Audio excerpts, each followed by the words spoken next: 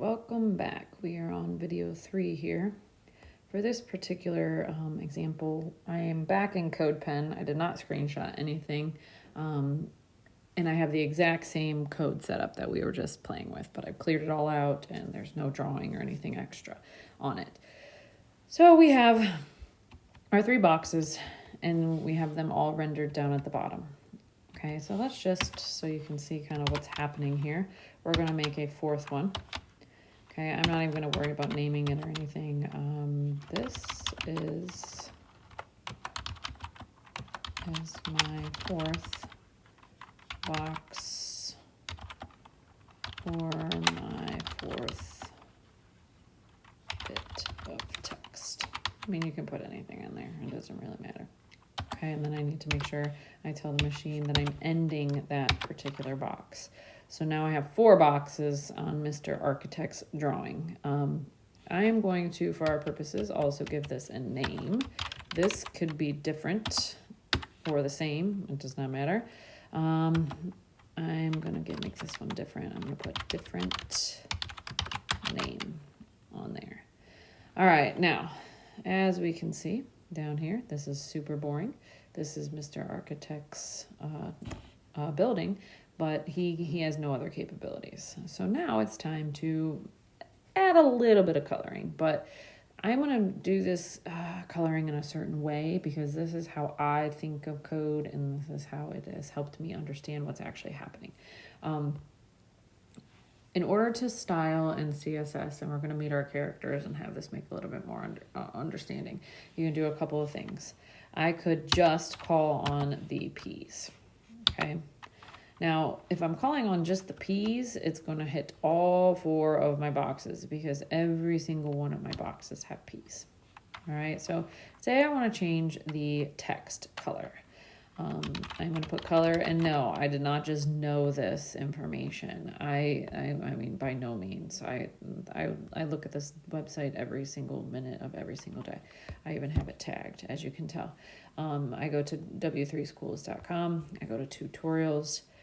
I go to learn CSS, and then I go down to properties. Where are you at? See, I can't even remember. I go to references, and then I check out properties. There's a ton here, an insane amount that you can go through. Okay, and then I'm going to go to color because that's the one that I happen to pick. And okay. And it's going to tell me all kinds of good stuff here. Okay, pretty much the same thing that we are going over. All right, so back in color, let's say I want to go pink. I always pick pink. It's just one of my favorite colors. It is what it is. And it changed the text color to pink. Say I want to go green. It's going to change it to green.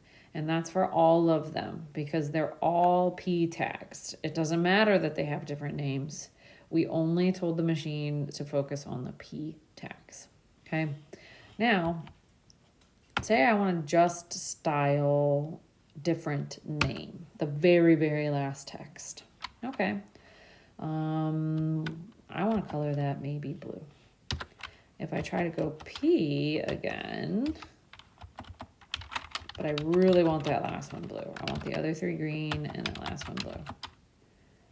Okay, it changed all of them to blue. That's not what I wanted to happen. Because in CSS, it's going to read from top down. It read that the P should be green, and then it did that, and then it read the next line, and it said, okay, the P is now blue. So it changed it. Okay, order is so important that it blows my mind even still. I still don't always get it, but I do know that order matters, when you're coding. So that's not what I wanted to happen. So this is where those class names that we were talking about come into play. I want the very, very last one to change color only, and I know the very last one is the one that I just coded. That's this one over here, and I'm going to even type it again so you can see. Okay, I want this particular box to change color, and I'm calling it a box because I want that to get into your brain, that the box model matters. In future videos, I will explain it even further. Okay, All right, I want different name to be green. No, I wanted it to be blue. Right? Yeah, that's what I wanted. Okay. Nothing happened. Okay, how did that happen? All right, so what really happened was I did not give a selector. I did not tell Mrs. CSS enough information to understand fully that she was supposed to go into the different name room to color something blue. She needs everything spelled out for her. She assumed that she was coloring everything green because the last detail she got was that everything was supposed to be green. All the P's were supposed to be green. So you're going to need to give her a little bit more specific. You're going to need to give her a selector. Okay, that is called, I call him dot selector. We will meet him in the next video. I'll give a little more explanation about what I'm doing if it's still not making sense. Okay, now, oh my goodness, it worked. So I have 3 green P's, and then I have just the different name one colored blue. Cool. All right. Say I want to go to my text, okay, and that's going to affect actually 2 different boxes because I have a my text up here, and then I have a my text here. Say I want to color both of those orange, okay. I don't know, orange just seems right. I can't just put my text because that is not going to be enough information for Mrs. CSS. So I'll show you. That doesn't do enough there because she needs as much detail as you can possibly give her. So in order to tell her, hey, Mrs. CSS, I'm pulling out a name, I need to put a dot there. Oh, and then it worked. All right. Okay. Now say I want to change one of those, particularly the third one, because I had a lot of names on that third one. Remember, I named them 3 different things because I knew I was going to have to be really specific with this particular element. Okay, so he's named my text. He is named sentence, and he's also named line. So really, I could pull any of these, and I'll show you. I could pull dot sentence, and I could color that one. Let's bring purple in. Okay, so now I have 4 different colors. I could do the exact same thing by pulling in line. And nothing changed because really both of those names, at least for now, are identical. There's different combinations that you could try to change up the naming. That gets pretty complicated and pretty detailed, but just know that for our very simple example, it didn't really matter what we changed. So let's go back to sentence. Okay. All right. Oops. I guess I have to spell it right for it to work. And I knew it didn't work because I looked down and what I expected to happen did not happen. So I knew I had to go back and check something in my code. Okay, now we have purple. All right, now we're going to go back to the very beginning because even that I think can get a little complicated. So I'm going to delete all of this. And sorry, I'm on my iPad, so we have to go kind of old school here and delete it all a little bit at a time. Ooh, I better save my pen. It's yelling at me. I'm really bad about that. All right. This completely and utterly blew my mind when I started doing this. I was like, okay, if I could see the boxes, because they keep telling me about this box model. They keep telling me all this stuff, but I don't quite see, there's no boxes there. I see text. And I remember actually thinking that. I'm like, there's no box. Why are they telling me there's a box there? So I figured out very slowly that you can actually see the box if you want to see it, okay? And this is how. We're going to go back and we're going to call on all the P's again, okay? I'm going to have 4 separate P boxes because I know I have 4 beginning tags and I have 4 ending tags, so 4 total boxes. All right, this is going to be your best friend, or at least it is for me because I'm a highly visual person. Learn how to color the background color. If you learn no other property, okay, and this is a property I'll show you over here. Okay, so where there's, okay, background, where's it, where are you at? Background color. Learn this one, because if you can color everything, it doesn't matter what div element or what tag element that you are using, if you can see it visually, it's going to make a lot more sense. Okay, so for now, we are going to color them all green. Oh my goodness, what did that do? I see boxes. Oh my gosh. I remember this completely like changing my world. I was like, okay, there's boxes. All these things that they keep talking about, I actually see some boxes now.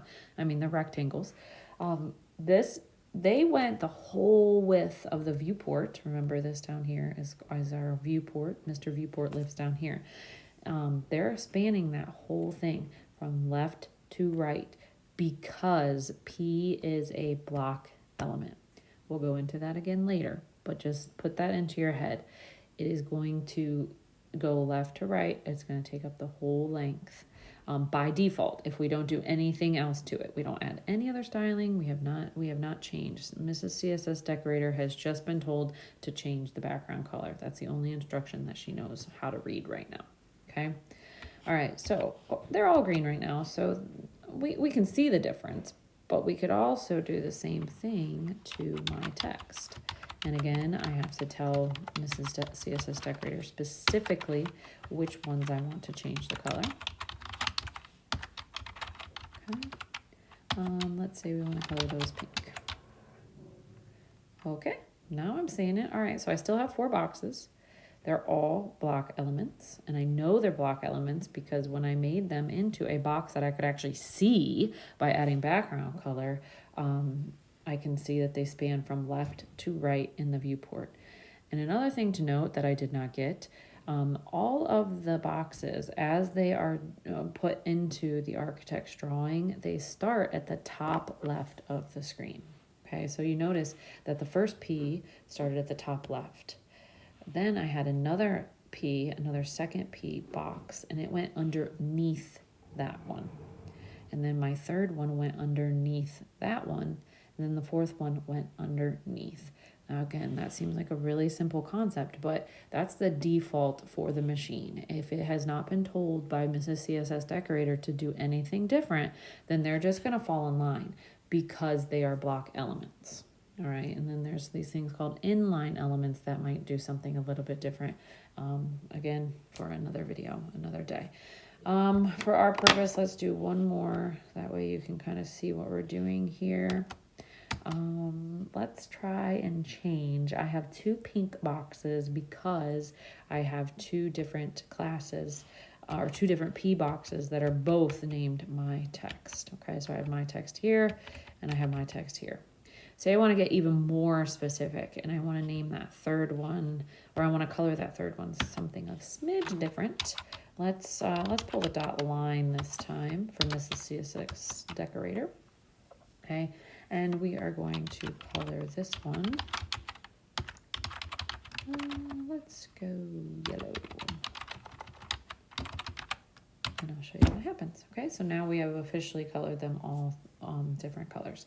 I am going to go back into my Procreate and give you a little bit better explanation of what's happening and how they tie into my characters, but I wanted you to see that what I was talking about actually does work in code before I went any further on that.